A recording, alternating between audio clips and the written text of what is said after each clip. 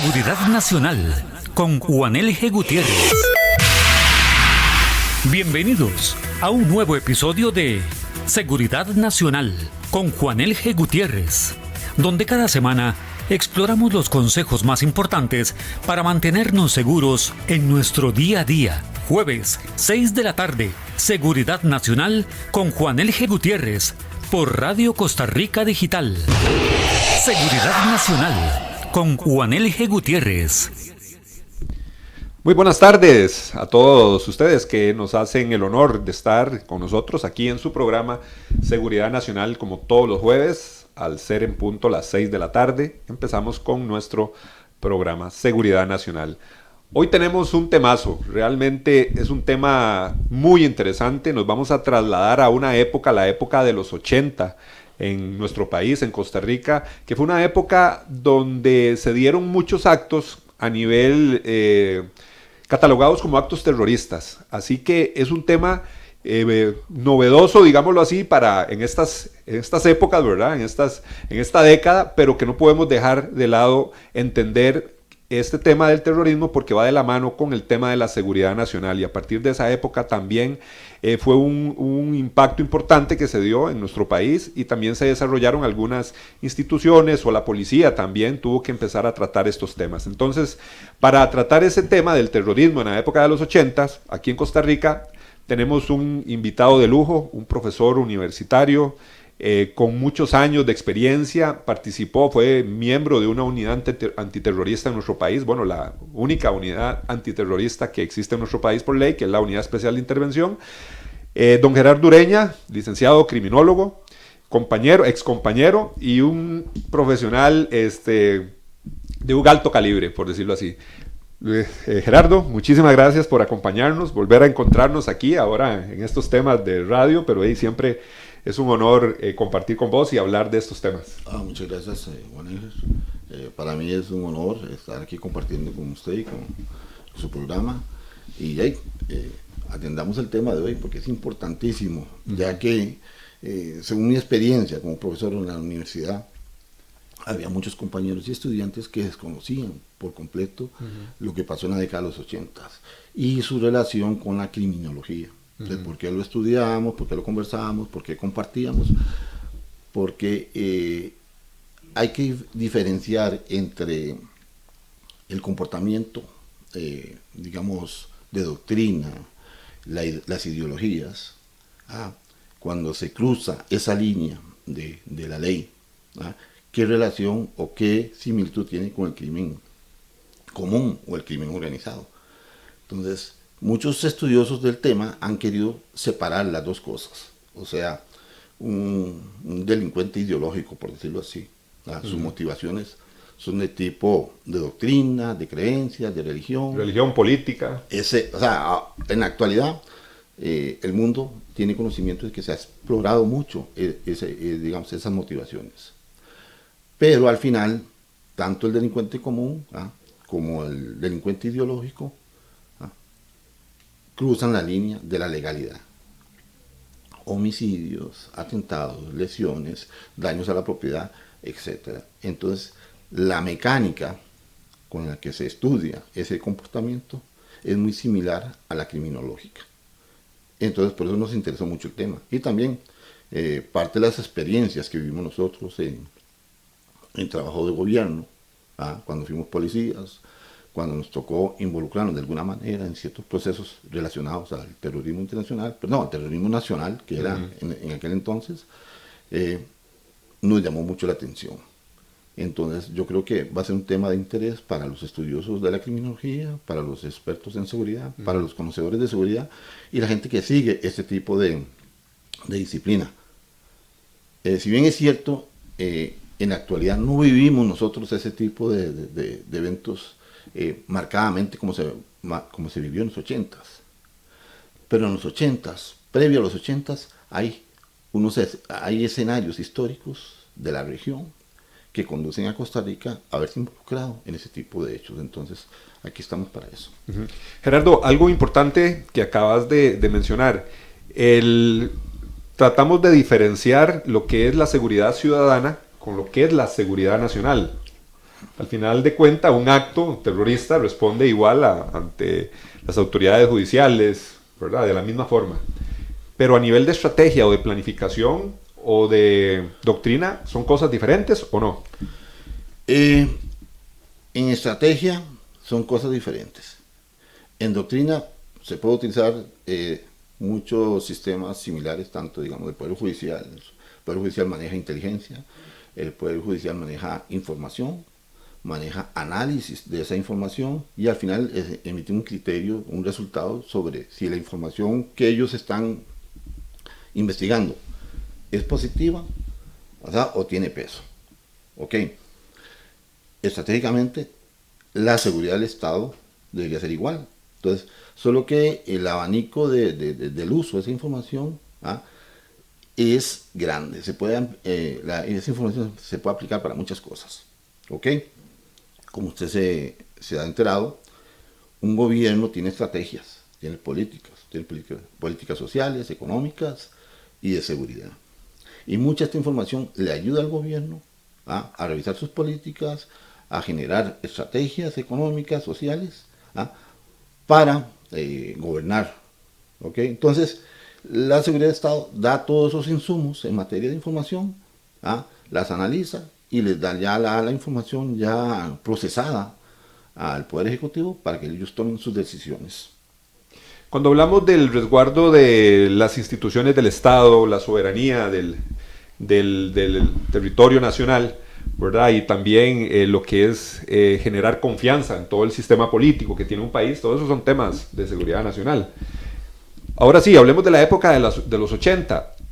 Nos comentabas de que precisamente en esa época, bueno, era a nivel centroamericano, había mucho conflicto en diferentes países, una tensión militar importante, también temas relacionados con esta política, temas inclusive de ideologías tipo comunismo y todo esto, ¿verdad? Se veía en la época de los 80. Para la gente mucho más joven que nosotros, Gerardo, ¿cómo podemos explicarle lo que se estaba viviendo y cuál fue la influencia externa para que en nuestro país, si lo podemos decir así, llegaran estos actos? Ok, primero tenemos que meternos en el contexto de la época. Que era Costa Rica en aquel entonces. Hablemos de mediados de los 70s, finales de los 70s e inicios de los 80s. Okay. ¿Qué eventos históricos importantes estaban ocurriendo en la región? Okay. Hay una tiranía en el norte, sobre todo en Nicaragua, gobernada por una familia Somoza. Históricamente, este mandato Somoza no se lleva muy bien con Costa Rica, más o menos desde el 1948 en adelante. Ahora, había movimientos populares en Nicaragua gestándose. Entonces, técnicamente hay un levantamiento popular, hay una guerrilla importante, el Frente Sandinista de Liberación Nacional, y empieza a desestabilizar ese conflicto, a desestabilizar Nicaragua. Entonces, ¿qué es lo que pasa? Que el conflicto escala a tal punto que Anastasio Somoza tiene que irse del país y entregar, o sea, dejar el gobierno votado y por la lucha de guerrillera, el Frente Sandinista asume lo que es la gobernanza de Nicaragua. Muy bien. Empiezan a haber movimientos contrarrevolucionarios para quitar del poder a los sandinistas. Y Costa Rica inevitablemente se ve involucrada directa e indirectamente en esos procesos. Okay. Cuando los sandinistas estaban peleando contra los nicaragüenses entre el 78 y el 79,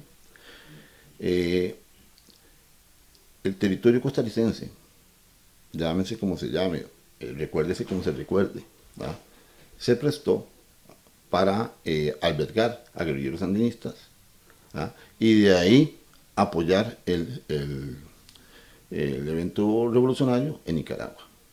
¿Okay? Llegan los sandinistas al poder y vuelve a pasar lo mismo, pero con la contrarrevolución. Entonces, Costa Rica a lo largo de su historia siempre ha acogido a los desplazados de la región. ¿verdad? A los cubanos en su momento, a los digamos, dominicanos en los 60. Claro, que también tenían su Entonces, tiranía allá. Exactamente, ellos siempre huyeron de sus tiranías y se hospedaron en Costa Rica, se desarrollaron en Costa Rica, pero también sus actividades políticas también las desarrollaron. Entonces, en Costa Rica se fue creando como un ambiente donde esta gente se refugiaba. Lo mismo pasó con los nicaragüenses que huyeron del régimen que huyeron con Anastasio Somoza. Se ubican acá, hay una contrarrevolución y ellos empiezan acá a organizarse. Ok, inevitablemente se da la contrarrevolución, está, digamos, gente apoyada por los Estados Unidos, los nicaragüenses apoyados por Cuba, la Unión Soviética, entonces la región se ve inmersa en un conflicto.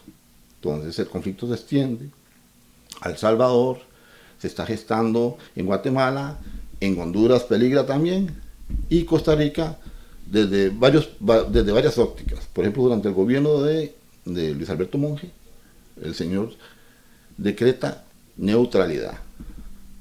Entonces las fuerzas policiales de Costa Rica trabajan en pro de la neutralidad, tanto, digamos, contra las actividades de los sandinistas dentro del territorio nacional como de los contras. Entonces hay mucha actividad en cuanto a eso. La actividad policial, ¿a qué? Nosotros somos un país sin ejército. Ajá. ¿Qué era lo que hacía la policía para contrarrestar o tratar de mantener esa imparcialidad que habló el presidente de esa época? Ok, en un principio la zona de conflicto era la línea fronteriza entre Nicaragua y Costa Rica, todo lo que era la región norte. ¿Por qué? Porque ahí donde los contrarrevolucionarios asaltaban lo que eran los puestos militares del DPS. Y brincaban al territorio costarricense. Exactamente. Entonces era una cuestión de perseguirlos. Entonces a veces los del EPS pasaban al lado de Costa Rica, mataban a los de los contras y viceversa. Entonces, nosotros heredamos, después de ese conflicto, bastantes, digamos, campos minados a consecuencia de todos esos incidentes, tanto de los contras como del ejército sandinista. Muy bien, entonces, el conflicto en primera instancia lo atendía la fuerza pública. La fuerza pública era la que patrullaba lo que era la frontera, detenía contras, detenía EPS que cruzaban la frontera, y se estaba tratando de garantizar lo que era la política de neutralidad. Muy bien. El problema se nos hace grande cuando los problemas fronterizos se trasladan al centro de la capital. Entonces empiezan a haber atentados entre posibles agentes de Nicaragua y la gente de la contrarrevolución. Ok. Esto nos genera muchas actividades de tipo terrorista. Ahora, lo que decía, es importante entender de que las motivaciones de esos atentados eran de origen ideológico, eran de origen, digamos, político. Entonces, bueno, es que ellos no son criminales, ellos no son delincuentes. Pero en algún momento en que se cometen esos actos, se cruza se vuelven delincuentes. Se vuelven delincuentes porque todo lo que hacen va en contra de una normativa legal. Claro. ¿Ok? Empiezan a haber heridos, empiezan a haber muertos, empieza a haber gente de agentes, supuestos agentes muertos. Pero estamos hablando ya de costarricenses. De costarricenses y extranjeros. Haciendo este tipo de actos. Exactamente. Ok.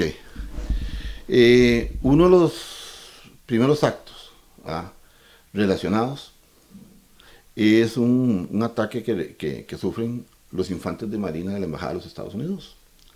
Ellos se desplazaban en una microbús por San Pedro, si no me equivoco. Exactamente. Iban hacia la embajada a hacer su servicio de trabajo. Esa época la embajada, si no me equivoco, estaba en el centro de San José. En el centro de San José, posteriormente ese edificio lo va a asumir el Ministerio de Educación. Que es el que lo tiene ahora. Exactamente. Eso pasa el 17 de marzo de 1981. Ok. Estábamos a 2 años de que en 1979 Somoza sale de Nicaragua, asume el Frente Sandinista, entonces ya hay movimientos contrarrevolucionarios en Costa Rica, pero también hay, hay un conflicto internacional que se llama la Guerra Fría.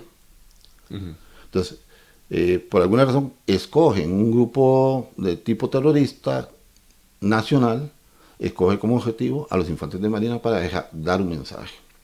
Entonces, plantan una bomba en la calle, allá por la iglesia esta de San Pedro. El puro centro de San Pedro. Exactamente. En el momento que cruza la microbús, la hacen detonar y eso genera heridos. No muere ninguno en ese momento porque quedaron bien heridos. ¿Ok? Ese es uno de los primeros eventos que se dan en los 80s. O sea, a causa de la Guerra Fría. A nivel policial, no sé si tenés información, ¿cómo se pudo haber manejado una situación de esas donde ya hay material explosivo? ¿Había alguna unidad especializada allá en el país? ¿O cómo pudo haber sido ese escenario? Ok, ya la Seguridad Nacional ya existía. Seguridad Nacional ya existía. Sí, exactamente. Seguridad Nacional surge como una iniciativa, un apoyo del gobierno norteamericano en el 1963, con la visita de John F. Kennedy a Costa Rica y a la región centroamericana. Recuerde que antes de esa visita habían dos antecedentes importantes que puso a pensar al gobierno de los Estados Unidos. Pierde Cuba, hay una revolución en Cuba importante, se da la crisis de los misiles. Entonces, ¿qué es lo que pasa? Entonces, que ellos se ven amenazados. Entonces empiezan a invertir bastante tiempo en hacer, qué sé yo, a ganar mentes y corazones en la región centroamericana. Entonces hacen una visita en la región, Costa Rica la incluyen y comparten su estrategia con los gobiernos de turno. Entonces parte de esa estrategia era que cada uno de esos países creara su organismo de inteligencia y a Costa Rica le tocó apoyarlos en eso. Entonces desde ahí, desde 1963, viene lo que es Seguridad Nacional. Ahora que Seguridad Nacional se construye o se forma, por decirlo así, con gente que venía de la famosa DIC, de la dirección ¿cómo le llamamos? La DIC era la dirección de información policial o algo así. Bueno, si algún oyente... Ahí puede tener el dato. Exactamente. Okay. Entonces, ¿por qué digo esto? Porque a mí me tocó en los años de formación conocer a varios miembros fundadores, que en aquel momento ya era gente mayor, que venía a la DIC y posteriormente de ese organismo policial, de investigadores. Yo creo que se le dio forma al OIJ y se le dio forma a la Seguridad Nacional. Entonces, para 1981 ya ellos tenían sus investigadores, ya ellos tenían sus elementos expertos en explosivos y creo que participaron en esa investigación. ¿Ok? Entonces, al final, la investigación no era solo establecer qué tipo de explosivo se había utilizado, sino tratar de relacionar a los responsables con el hecho. Y ver si el hecho era más trascendental, o sea, el tipo de actividad política y si se esperaba más. Entonces, ese es uno de los primeros. Fue un hecho bastante mediático, la prensa lo cubrió, causó bastante revuelo. Y después tenemos el 17 de marzo también de ese mismo día otro atentado con explosivos en la Embajada de Honduras. El mismo día los dos atentados. Exactamente. A los Marines y a la Embajada de Honduras. Exactamente, ok. Entonces lo que se decía era que en aquel momento la Embajada de Honduras o el gobierno de Honduras facilitaba la frontera sur de ellos, con Nicaragua, actividad contrarrevolucionaria. Entonces parece que había sido una respuesta. Eso es lo que se hablaba en aquel momento.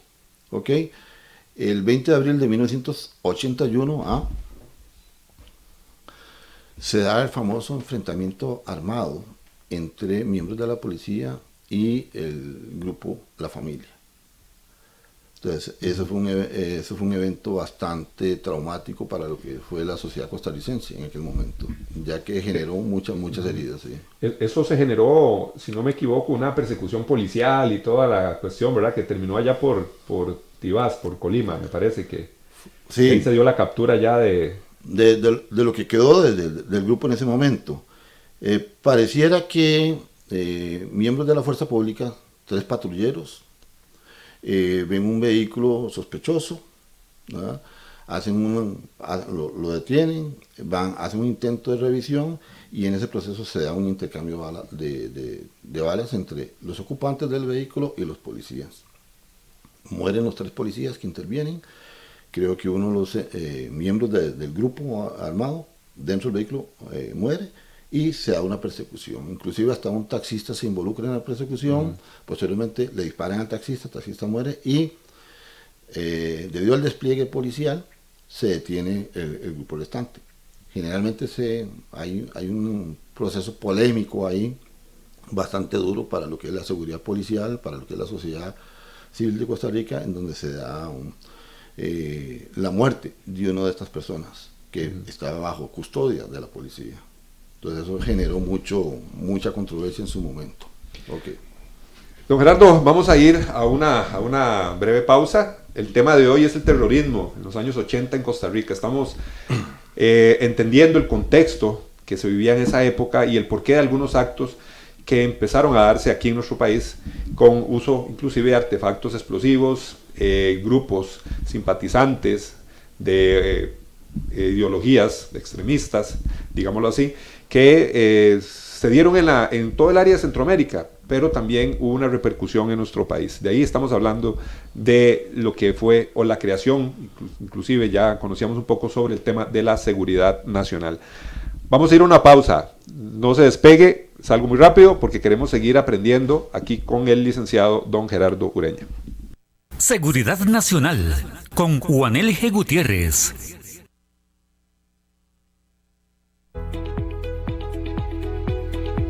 ¿Cómo protegerse del phishing? No habrá correos de emisores desconocidos. No proporcione a nadie de forma escrita o verbal las claves o nombres de usuarios de sus cuentas bancarias. Cuando ingrese a páginas de bancos, asegúrese de digitar correctamente la dirección oficial en la barra de acceso. Mantenga actualizados los antivirus para evitar que le roben información sensible.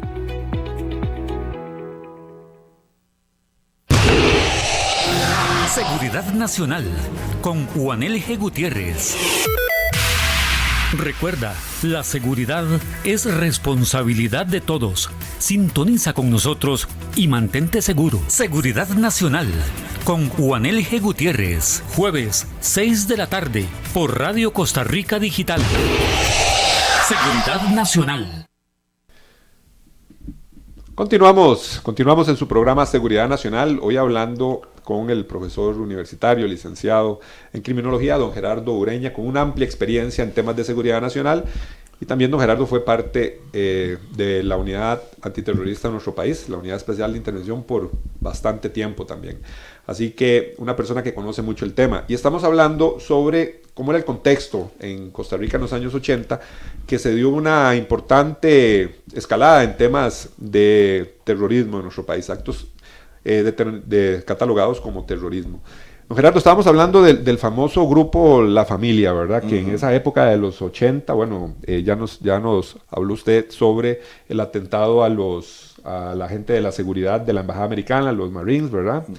También el mismo día a la Embajada de Honduras. Exactamente. ¿Verdad? Sí. Eso se le achacó al mismo grupo, ¿verdad? Si no me equivoco. Exactamente, sí. En aquel momento se especulaba, y parece que investigaciones posteriores lo relacionan al atentado y a la bomba de la Embajada de Honduras. ¿Qué podía pensar los costarricenses en esa época? Sabiendo de que Costa Rica es un país sin ejército, un país democrático. Se sabía, como usted lo mencionó, de que tal vez en algunas partes de nuestro país, principalmente en la frontera norte, el territorio se prestaba en algún momento era casi parte del conflicto que se estaba viendo en un país del norte. Ok. Costa Rica, por alguna razón, su historia, muchos historiadores tienen sus tesis, tienen sus hipótesis de por qué la idiosincrasia de Costa Rica es tan ausente de lo que son milicias, ejércitos o digamos, estructuras policiales fuertes. De hecho, nosotros hemos conocido que a la fuerza pública se le llamaba Guardia Civil, policías civiles, alejándolo totalmente de cualquier contexto militar o paramilitar. Bueno, en la práctica es imposible alejarlos de ese contexto, ya que ellos se sirven de muchas estrategias y armas, por decirlo así, ya que son muy similares a los de los ejércitos. Pero en los años 80, cuando se empiezan a ver, cuando empieza a escalar lo que son estos eventos dentro de Costa Rica, la gente era incrédula. La gente se sorprendía. La gente no podía creer que eso se estuviera llevando en Costa Rica. O sea, eso pasaba, ¿qué le puedo decir? En Vietnam, eso pasaba en Israel, eso pasaba en Nicaragua. Pero el costarricense de esa época pensaba que Costa Rica estaba como en Marte, alejada totalmente de ese tipo de actividad. Exactamente. Ok, a mí me tocó, crecer en ese ambiente, y así era, así lo creíamos. Cuando se dan estos hechos iniciales, yo estaba en el colegio apenas. O sea, no soy tan viejo, pero sí, estaba en el colegio. Y recuerdo lo que comentábamos nosotros de lo que se daba y por qué se daba. Entonces, para nosotros era inconcebible que Costa Rica hubieran atentados con bombas, era inconcebible que hubiera un tiroteo entre policías y un supuesto grupo terrorista. ¿Verdad? Nos tocó, pero no lo podíamos creer. ¿Verdad? Era mucha incredulidad. ¿Verdad? El costarricense, definitivamente, el costarricense común, no estaba acostumbrado a eso. Ya estaba acostumbrado a ver unas noticias en otro país, en otros contextos históricos, pero dentro de su propio contexto, el costarricense no. Simplemente nosotros como sociedad estábamos muy ausentes creo yo, desde 1955 hasta la fecha de ese tipo de eventos. Entonces, a esa generación nos pareció algo inconcebible.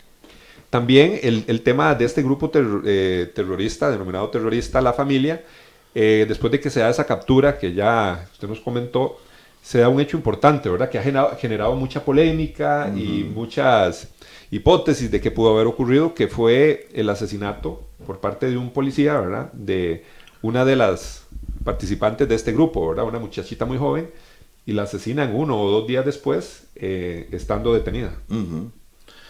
Es bueno, por lo que yo le acabo de explicar, que en Costa Rica eso era inconcebible.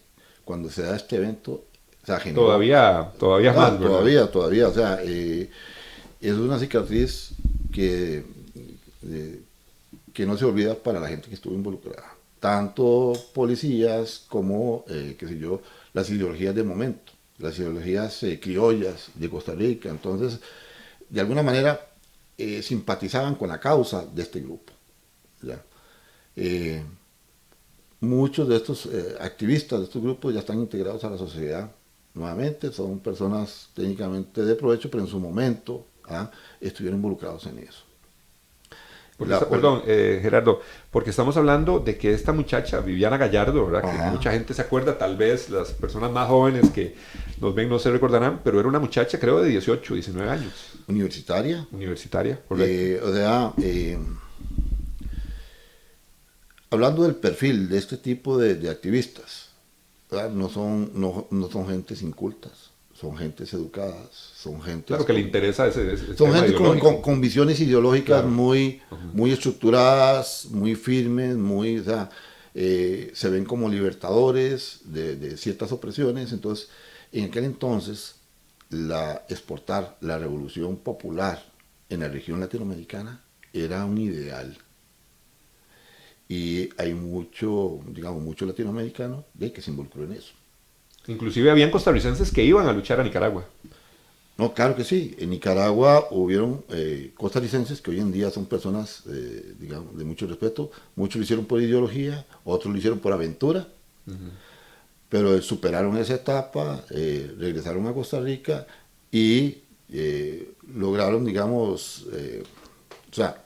no transportaron esa experiencia propiamente, físicamente, en acciones, en la parte, en la idiosincrasia costarricense. Siguieron comportándose como costarricenses. Claro. Participaron, para ellos están convencidos de que ellos dieron su grano de arena en ese cambio y volvieron a ser costarricenses. Ese detalle. O sea, Costa Rica se vio involucrada en muchos aspectos durante la caída de Anastasio Somoza. Y posteriormente al establecimiento de un gobierno sandinista, se dan esos hechos en Costa Rica, y pareciera que la propia idiosincrasia en Costa Rica, al ver todo esto, empieza a rechazar ese tipo de actividades. Entonces, el mensaje contrarrevolucionario que querían plantar en Costa Rica no tuvo frutos. No tuvo frutos porque en Costa Rica no se manejaban las condiciones como para gestar una revolución popular. Había otro tipo de problemas, pero eran más ¿qué le digo? Más de sociales, más de económicos que otras, y políticos, pero no escalaban a tanto. Entonces, el caldo de cultivo para generar una guerrilla a lo interno de Costa Rica no tuvo sus frutos. Entonces, ese tipo de pensamiento se desvanece por la idiosincrasia costarricense. Se oponían a ese tipo de actividades. ¿Ok? Como les decía, los 80 se arrancan con esta situación.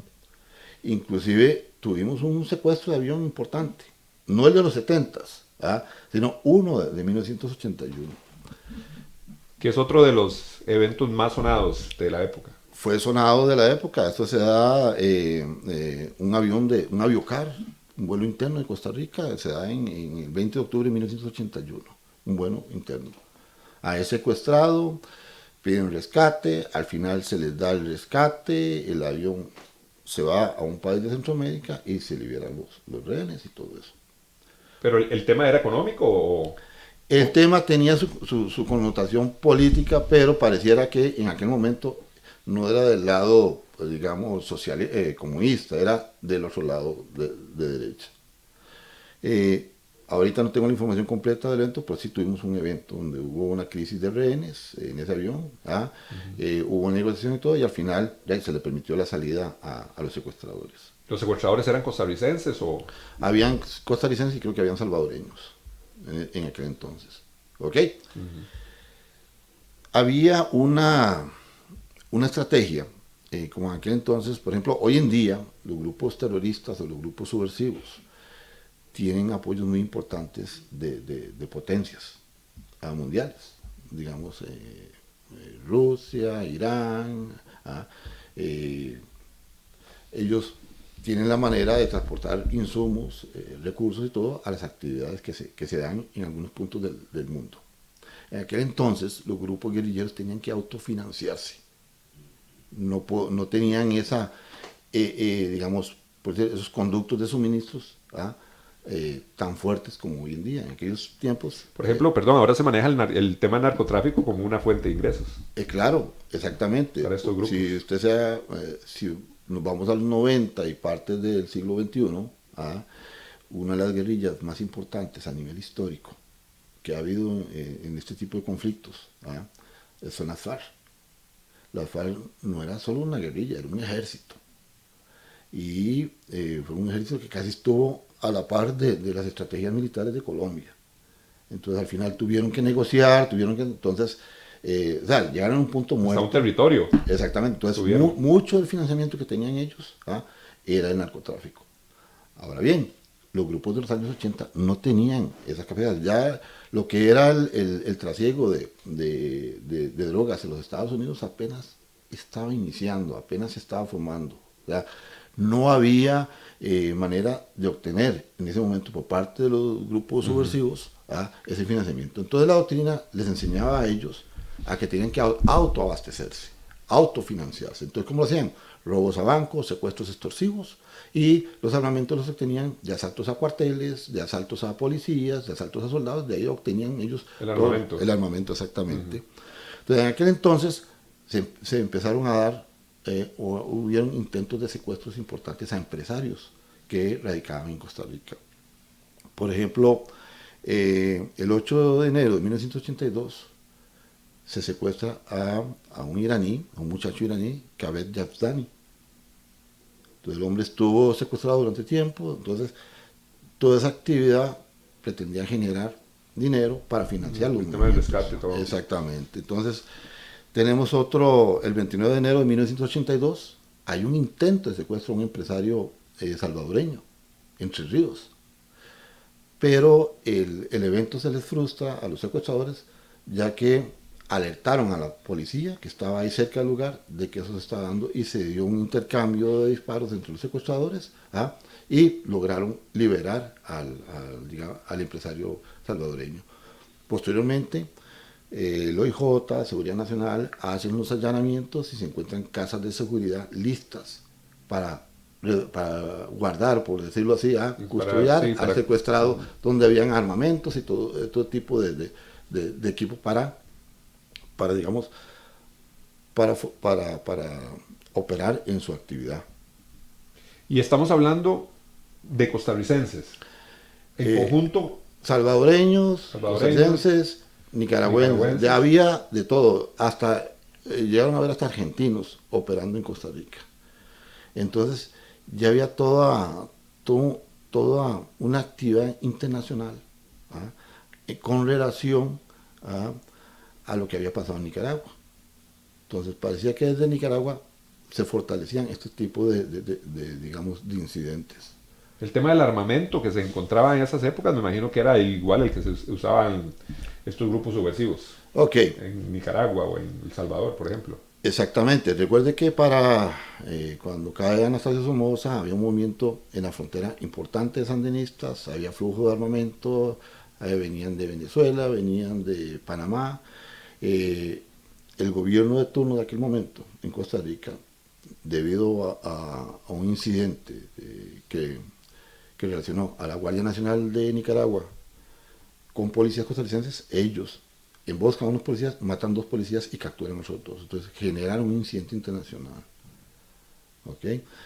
Eso hace que el gobierno de turno se sienta comprometido a proteger su territorio de estos ataques, y en aquel momento favorece las actividades de los sandinistas. Entonces todo ese tipo de armamento inevitablemente quedó en territorio costarricense, y poco a poco va a ir saliendo, va a ir surgiendo, y son estas herramientas que van a obtener estos grupos, como vestigios, como remanentes, como excedentes de ese conflicto. Vamos a hacer otra pausa, una pausa comercial aquí en su programa Seguridad Nacional. Les recuerdo, si usted apenas nos está sintonizando, que hoy conversamos con don Gerardo Ureña. Él es profesor universitario, especialista en temas de crimen organizado, también balística forense. Esas eran parte de los cursos que da don Gerardo Ureña también como profesor universitario, y tiene una trayectoria en el campo policial muy amplia. Fue durante muchos años funcionario de la Unidad Especial de Intervención. Así que nos está explicando y estamos entendiendo el contexto de los años 80, esa década donde se dieron muchos actos terroristas denominados de esa forma en nuestro país. Vamos a ir a la pausa y ya en breve retomamos el tema. Seguridad Nacional con Juanel G. Gutiérrez. Recuerda, la seguridad es responsabilidad de todos. Sintoniza con nosotros y mantente seguro. Seguridad Nacional con Juanel G. Gutiérrez. Jueves, 6 de la tarde, por Radio Costa Rica Digital. Seguridad Nacional. Si recibe una llamada telefónica y le consultan datos personales o información de sus cuentas bancarias, cuelgue inmediatamente porque le podrían robar su dinero. Siga estas recomendaciones. Si le llaman de un supuesto banco o institución pública y le piden información personal o que instale programas en su computadora, cuelgue la llamada porque puede ser un fraude. Recuerde, cuelgue la llamada inmediatamente y comuníquese con su banco. Además, denuncie en el OIJ llamando a la línea confidencial 808-645. Poder Judicial, fortaleza de nuestra democracia. Seguridad Nacional con Juanel G. Gutiérrez. Estamos tratando el tema el día de hoy de los actos terroristas, mucha actividad terrorista que se dio en los años 80 en nuestro país. Les recuerdo también que tenemos el número 7014-5003, ese es el número del WhatsApp donde usted puede enviar sus mensajes, también pueden enviar sus consultas. Tenemos todas las plataformas también de Radio Costa Rica donde usted nos puede sintonizar. Tenemos nuestro canal de YouTube también para que se suscriba y también pueda ver estos programas de forma diferida o volver a ver alguno de los que a usted le ha llamado más la atención. Este programa lo hacemos para entender un poco todo el amplio mundo de lo que es la seguridad. Don Gerardo, en la época de los años 81, 82, bueno, prácticamente se dieron muchos eventos. Se mantuvo durante toda la década esa actividad. Claro que sí, durante toda esa década, hasta poder estar hablando hasta el 88, 1988, siguen los atentados. Sobre todo la modalidad de atentados con bombas es la que va a imperar durante ese tiempo. O sea, lo que está más en boga. El tema, de los artefactos explosivos improvisados y todo esto. El tema de esa capacitación a las personas suena también interesante, ¿verdad? ¿Quién capacitaba a costarricenses en el uso de material explosivo y artefactos explosivos improvisados? Desde el punto de vista del terrorista o desde el punto de vista del gobierno. No, hablemos de los terroristas, ¿verdad? De los terroristas. Bueno, muchos de ellos que se habían involucrado en esas actividades tenían historiales ya que habían participado en movimientos subversivos en Centroamérica y Latinoamérica. Entonces ellos utilizaban ese conocimiento ya para adiestrar a los criollos y los que venían de otros países también, o sea, lo implementaban en el país. Me imagino que ahora sí, hablando de la parte policial, ¿verdad? La vigilancia, los seguimientos a este tipo de personas, tenía la capacidad, o sea, nos ponemos a pensar, tal vez es difícil desatender lo que ocurre ahora en el país, ¿verdad? Donde sabemos que hay crimen organizado, donde las unidades de inteligencia tienen que hacer sus seguimientos y todo este análisis de información, recopilación de información, todo esto. Bueno, y transportarse a la época de los 80, nos imaginamos cómo podría ser, ¿verdad? Todo ese trabajo de inteligencia, ese trabajo policial que se hacía para poder determinar cuando venían extranjeros o personas que habían participado en esos conflictos, que sabíamos que tenían experiencia con el manejo de armas, en el tema de explosivos. Ver la actividad, o sea, imaginarnos la actividad policial de hace más de, ¿qué? Ya estamos hablando más de 60 años, ¿verdad? 40. Sí. Vean, el contexto, volvemos a los contextos, sobre todo el contexto histórico, o sea, está muy alejado al contexto actual, ¿ok? Es de suponer que como estábamos en Costa Rica, todo no se hacía bien, pero al contrario, o sea, pese a que estábamos evolucionando estructuralmente en materia de seguridad, la seguridad nacional de aquel entonces, el Poder Judicial, estaban a la altura de los eventos. Si bien es cierto, no habían, digamos, en estos primeros 2 años de los 80, no habían unidades especiales hechas para contrarrestar este tipo de acciones desde el punto de vista directo.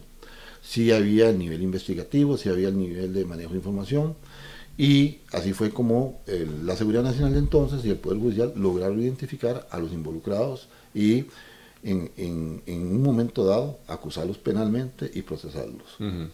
Ya posteriormente, en 1982 en adelante, se empieza a inyectar bastante en lo que son las unidades especializadas en materia de represión directa a este tipo de actividades. Estamos hablando que en el año 82 nace también la Unidad Especial de Intervención, que a la fecha todavía es la encargada de tratar estos temas. Exactamente. La Unidad Especial de Intervención nace como una iniciativa o como una, digamos, una extensión de las funciones del Ministerio de Seguridad Pública. Uh-huh.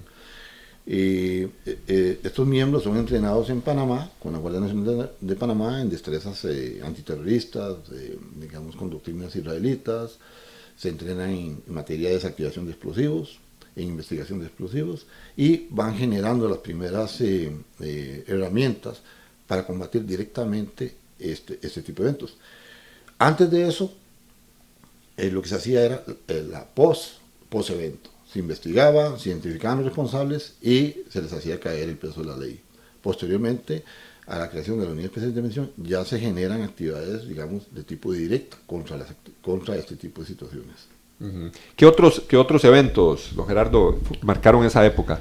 Ya hablamos que en los años 82, bueno, bastante actividad, inclusive el secuestro de una aeronave, ¿verdad? ¿Qué otra actividad podríamos mencionar ahí relevante de la época? Ok, en 1982, ya hablamos del iraní, uh-huh. que secuestran también. Salvadoreño. Exactamente. El 29 de enero de 1982 se da el secuestro del empresario Roberto Palomo, Entre Ríos. O sea, el intento de secuestro. Uh-huh. Cuando hay un tiroteo con la policía, se logra liberar al señor, se logran ubicar casas de seguridad y todo eso, entonces se desmantela técnicamente por parte de Seguridad Nacional y el Poder Judicial, se desmanteló todo lo que era esa organización. ¿Ok? Resulta que el 3 de julio de 1982 se da un atentado de bomba contra una aerolínea hondureña, contra las oficinas de una aerolínea hondureña acá. También por las políticas hondureñas en relación a los incidentes fronterizos con Nicaragua. Uh-huh. Okay. Eso es lo que se decía en aquel entonces. También con material explosivo. Sí, con cargas explosivas. O sea, algún artefacto explosivo ahí que genera un daño importante en las oficinas. Ok, estamos el 4 de agosto de 1982, donde se da un atentado con bomba en un vehículo conducido por un extranjero. Ese extranjero tenía alguna relación con la contrarrevolución de Nicaragua. Entonces, en apariencia, agentes extranjeros le pusieron un artefacto y ahí lo hicieron, digamos, lo dañaron con el explosivo, por decirlo así. ¿Falleció la persona? No fallece. Cuando hablamos de agentes extranjeros, nos estamos imaginando personas que ingresan a nuestro país directamente para hacer esa actividad, o sea, no costarricenses. Exactamente. Entran al país, hacen el evento y se retiran. Y es imposible identificarlos. Es imposible identificar las procedencias, porque en las primeras indagaciones empiezan a dar seguimientos a individuos o a perfiles que de repente ya no obedecen a ningún origen específico. Y las pruebas que se obtienen en el momento no son suficientes como para señalarlos judicialmente y decirle, este es el responsable, viene de tal país. No, es imposible. ¿No? Entonces, los involucrados eran gente que llegó foránea y se sumó. Uh-huh. Ok. Hay un secuestro de un extranjero de origen suramericano, de nacionalidad creo que argentino. Esto se da el 6 de octubre de 1982. De esa persona nunca se supo mucho. Nada más de que fue secuestrado, fue abordado en un vehículo y se desapareció. Entonces quedó en un misterio. Muchos lo achacan también a este tipo de actividades o lucha de otros, digamos, de conflictos de países cercanos, que como Costa Rica era una especie de isla de seguridad, donde ellos se sentían cómodos, entonces ellos llegaban acá y pretendían secuestrarlos o atentar contra ellos. Otra vez, al no haber evidencia de los infractores y toda la cuestión, no se puede llevar a nadie o no se puede acusar a nadie ante la justicia o un organismo internacional. Un organismo, claro. Entonces, pero sí los hechos pasan, porque las personas se desaparecieron en aquel momento. Entonces eso pasaba aquí en Costa Rica. Déjame ver. Estamos hablando que ya teníamos una unidad especializada en temas antiterroristas, como era la Unidad Especial de Intervención. Exactamente. De hecho, la Unidad Especial de Intervención es contemporánea al secuestro de un empresario japonés. Si bien es cierto, la unidad no participó en el rescate de este empresario, estaba alerta, porque los eventos sucedieron tan rápido que la policía administrativa fue la que tuvo que, digamos, administrar el evento, hacer la persecución y todo. Al final, en un tiroteo que se da entre los secuestradores y la policía, resulta herido el empresario japonés. Posteriormente lo evacúan hacia los Estados Unidos para darle atención médica allá, más especializada, y él muere allá. Pero ya entonces, ya la Unidad Especial de Intervención ya estaba operando en Costa Rica. ¿Okay? Entonces eso le da más relevancia a este tipo digamos, de situaciones, de estrategias, y el país como tal ya empieza a aplicarlas. Entonces ya la unidad pasa a estar en un estado de alerta constante, hay más recursos, entonces la evolución empieza a darse. Ok, muy bien. ¿Qué otro evento podríamos considerar ahí de relevancia? Estamos prácticamente en los primeros años de la época de los 80. Y usted nos comenta que hasta el año 88 más o menos fue que vuelve una especie de calma, podríamos decir. No. En 1988 lo que quise decir es que se registra uno de los últimos eventos. Uno de los últimos. O sea, del 81 hasta el 88 hay mucha actividad. Y tal vez la más relevante, la más notoria, la que causa una impresión en la memoria costarricense, sobre todo los contemporáneos de la época, es la detonación de un artefacto cerca del Parque Central. Ahí, en aquel entonces había un parqueo que se llamaba el Parqueo de la Cuarta Avenida. Y por alguna situación detona, hay una explosión fuerte. ¿En horas del día? En horas del día, estamos hablando en horas de la mañana, o sea, en horas de la mañana, en media mañana más o menos. Y eso sucede déjeme ver, el 29 de junio de 1983. Entonces, esas fotos fueron muy gráficas, fueron publicadas creo que por la prensa libre en aquel momento, donde había una persona partida a la mitad totalmente a consecuencia de una detonación. Posteriormente se va a relacionar a esta persona con el artefacto. Hay otro herido también.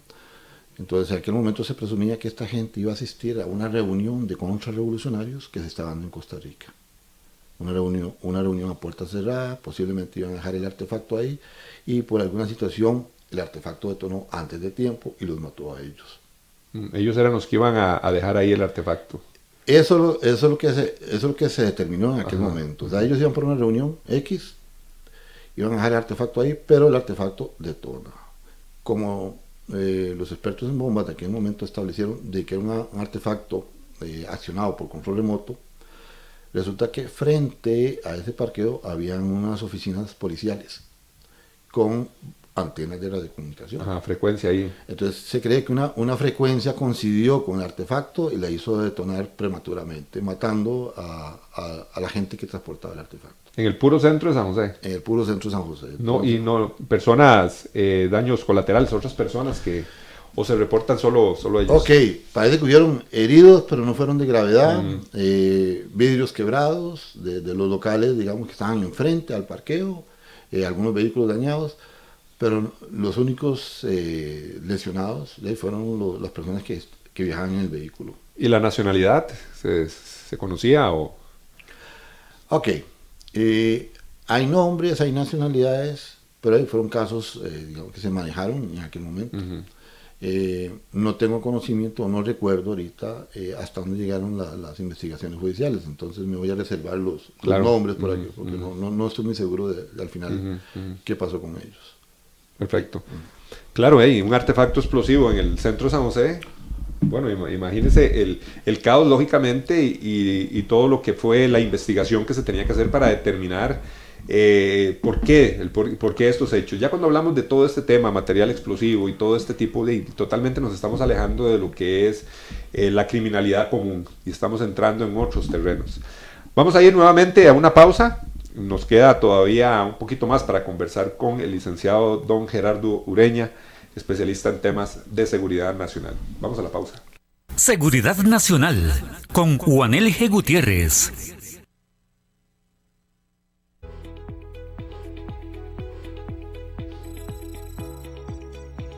¿Qué es un ciberataque? Es un intento para robar datos de las personas, las instituciones del Estado y las empresas a través de Internet.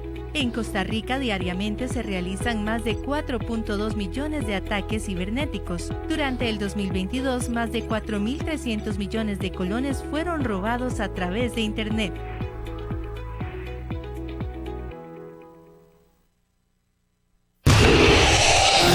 Seguridad Nacional con Juanel G. Gutiérrez. Recuerda, la seguridad es responsabilidad de todos. Sintoniza con nosotros y mantente seguro. Seguridad Nacional con Juanel G. Gutiérrez. Jueves, 6 de la tarde, por Radio Costa Rica Digital. Seguridad Nacional. Continuamos aquí en su programa Seguridad Nacional, hoy hablando con el licenciado en Criminología, don Gerardo Ureña, profesor universitario, y también una persona con muchos años de experiencia, trabajó por mucho tiempo en las fuerzas policiales de nuestro país. Tenemos algunos mensajes aquí mensajes y saludos también que queremos compartir. Tenemos a Adrián Barbosa, enviarle un saludo a don Adrián, que nos dice en sintonía, un interesante programa recordando una época muy conflictiva. Tenemos Fernando Guillén también, que nos deja un comentario. Yo creo que por ahí vamos. Nos dice Fernando Guillén, el atentado de La Penca fue importantísimo. Ok, sí, por ahí está en esa lista. Tenemos a Eddie Arteaga, que nos dice: el tema de la criminalidad en nuestro país siempre ha existido, ahora es el tema del narcotráfico. Y José Rojas también nos dice: saludos a don Gerardo Ureña. Bueno, esos son algunos de los mensajes al 7014-5003. Les recuerdo también que a este número puede solicitar su libro A Mano Armada o Misión Cumplida, y ahí se los hacemos llegar hasta la puerta de su casa por medio de Correos de Costa Rica. Don Gerardo, bueno, nos hablan algo de la penca. El 30 de mayo de 1984. Ok. Si bien es cierto, la penca está dentro del territorio nicaragüense, por ese tipo de situación se escapa a un escrutinio judicial más fuerte que debió haber hecho el Estado costarricense en ese momento. Por esas jurisdicciones no fue posible. Pero se tiene mucha información, se tiene mucho material, porque muchos periodistas, algunos periodistas costarricenses sí, salieron heridos. Salieron heridos, exactamente. Inclusive algunos periodistas extranjeros que radicaban en Costa Rica murieron en ese evento. Y al final se determinó, y se ha hablado mucho de ese caso, de que hubo intervención del gobierno nicaragüense, digamos, de aquel entonces. El guerrillero de moda, o el líder de jerarquía de moda, era Eden Pastora. Eden Pastora lideraba un grupo importante de contrarrevolucionarios, y habían programado una reunión en esa zona de la jungla, en el sur de Nicaragua. Entonces, cuando estaban en ese proceso con muchos periodistas internacionales, detonaron un artefacto, matando a guerrilleros, matando a periodistas e hiriendo a otros bastantes. Entonces, a Costa Rica, como estaba cerca de la frontera, le tocó atender a todos esos heridos y responder, porque el Estado nicaragüense era una zona en conflicto. El Estado nicaragüense, no podía tener presencia en ese momento en ese lugar. Entonces, hubo un vacío legal en cuanto a ese evento. Entonces, nunca se llevó a nadie a un tribunal internacional o nacional a consecuencia de eso.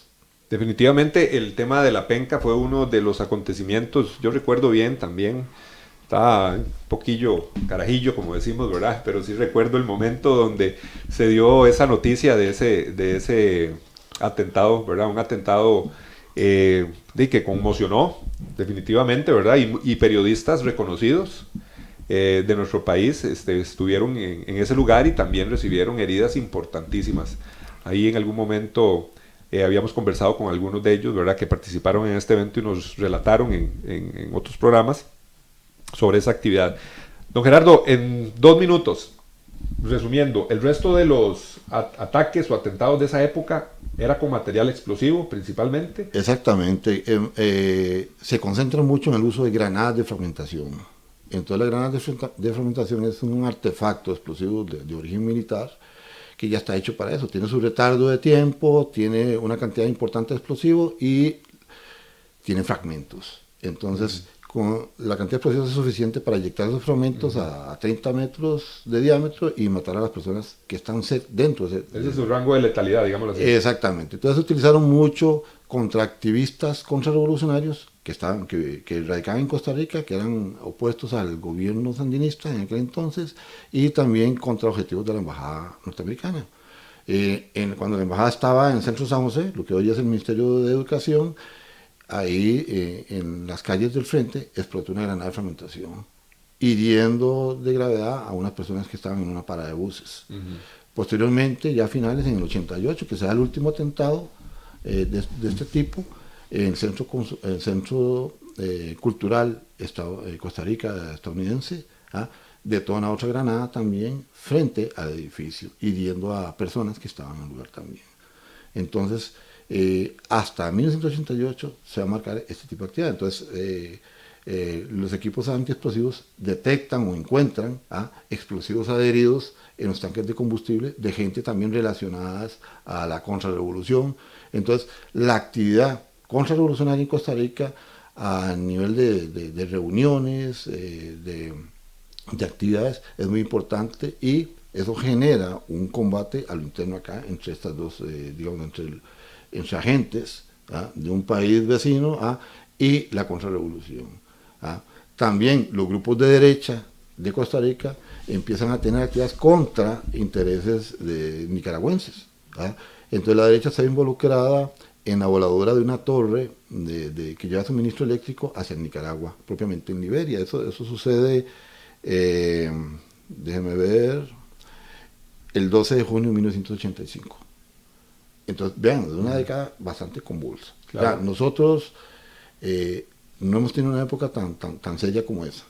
Entonces, es importante de que Costa Rica conozca que tuvimos esta instancia. Ahora, el hecho de que separemos una actividad criminal normal, de las clásicas, a una actividad criminal motivada por la ideología, no los exonera de responder a la legalidad de un país. Claro, por supuesto.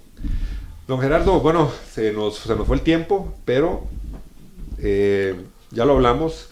Vamos a hacer otro programa. Don Gerardo, gracias por aceptarlo de antemano. Ya les comentamos, nuestro próximo programa también va a ser con don Gerardo Ureña. Tenemos que saber, a partir de esta época de los 80, bueno, cuál fue la repercusión en nuestro país a nivel social, hasta a nivel económico y también a nivel de cuerpos policiales. Estamos hablando que ya como lo escucharon de don Gerardo, esta época fue sumamente convulsa y lógicamente dio a pie a otras situaciones que queremos explorar en este recorrido que estamos haciendo por esta actividad terrorista que ocurrió en nuestro país. Don Gerardo, muchísimas gracias y ya está comprometido para seguir en la segunda parte del programa. Esperamos estar acá, si Dios quiere. Muchísimas gracias a todos ustedes. Recuerden, nos esperamos el próximo jueves. Seguridad Nacional con Juanel G. Gutiérrez. Desde consejos sobre cómo asegurar tu vivienda hasta cómo mantener tu información personal a salvo en línea, Juanel G. te proporcionará la información más actualizada y valiosa en Seguridad Nacional con Juanel G. Gutiérrez. Jueves, 6 de la tarde por Radio Costa Rica Digital. Seguridad Nacional con Juanel G. Gutiérrez.